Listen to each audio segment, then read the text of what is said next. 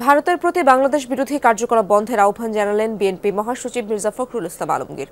লন্ডনে অনুষ্ঠিত দলীয় সমাবেশে বলেন, দেশের স্বাধীনতা ও সার্বভৌমত্ব রক্ষায় এখন সবার ঐক্যবদ্ধ থাকার সময়।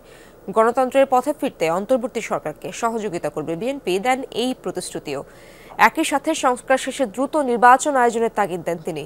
বিএনপির ভারপ্রাপ্ত চেয়ারম্যান তারেক রহমানকে শিগগিরই দেশে ফেরানোর প্রত্যাশাও জানান Mirza Fakhrul. Million offer Walton fridge কিনে পেতে পারেন 20 লক্ষ টাকা, রয়েছে কোটি কোটি টাকার নিশ্চিত উপহার। বাংলাদেশের মহান বিজয় দিবসের তাৎপর্য এবং স্বাধীনতা ও সার্বভৌমত্ব রক্ষায় মঙ্গলবার বিএনপির সমাবেশ অনুষ্ঠিত হয় যুক্তরাজ্যে। লন্ডনের রিয়েল রিজেন্সিতে আয়োজিত সমাবেশে প্রধান অতিথি ছিলেন বিএনপি মহাসচিব মির্জা ফখরুল ইসলাম আলমগীর। ভাষণের শুরুতেই দলের কঠিন সময়ে দেশের বাইরে থেকে দলীয় কার্যক্রম ও সংগ্রাম চালিয়ে যাওয়ায় প্রবাসীদের অভিবাদন জানান মির্জা ফখরুল। আপনারা হাজার হাজার সদস্য একত্রিত হয়ে আপনারা মাইলের পর মাইল হেঁটেছেন, গণতন্ত্রের দাবিতে হেঁটেছেন। জুলাইয়ে ছাত্র জনতার আন্দোলনের প্রসঙ্গে কথা বলেন ফখরুল। বিগত আওয়ামী লীগ সরকারের তীব্র সমালোচনা করেন তিনি। তিনটে নির্বাচন তারা সম্পূর্ণ বেআইনিভাবে তারা দখল করে নিয়েছিল।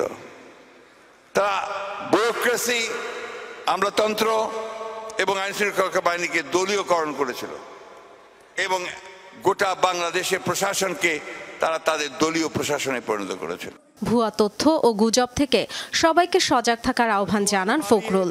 ভারতের প্রতি বাংলাদেশ বিরোধী কার্যকলাপ বন্ধের আহ্বান জানান তিনি। আমরা ভারতের কাছে সবসময় প্রত্যাশা করি যে ভারত বাংলাদেশের মানুষের পাশে দাঁড়াবে।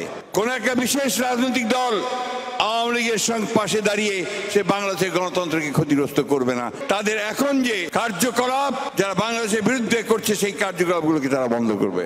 দেশের স্বাধীনতা ও সার্বভৌমত্ব রক্ষায় সব রাজনীতিবিদকে ঐক্যবদ্ধ হওয়ার আহ্বান জানান বিএনপি মহাসচিব।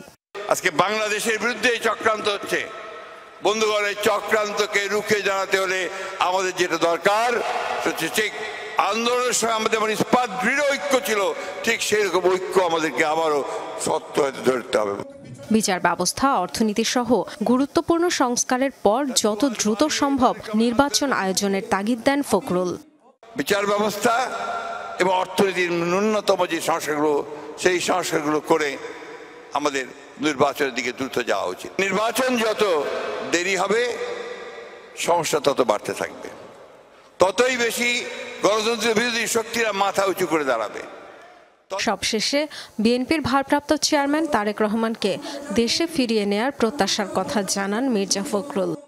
আমরা তাকে দেশে নিয়ে যেতে চাই, কারণ তার নেতৃত্ব আমাদের এখন দেশে খুব বেশি প্রয়োজন। দেশের মানুষ তার জন্য অপেক্ষা করছে। Dorothy Tasrin, Jamuna news.